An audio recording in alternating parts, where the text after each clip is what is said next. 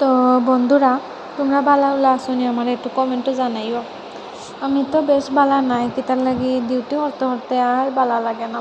এখন আইসি ডিউটির দেহ, তো ডিউটির কাজ মোটামুটি শেষ আর আমার যাওয়ার টাইম মোটামুটি খাসাই গেছে আর কি। তো এই দেখো আমি না বোয়াত সব কিছু অফিস করে দিছি, এন মোটামুটি খালি হয়ে গেছে, সবও গেছেন এখন আলি আমার যাওয়ার বাকি। তো দেখো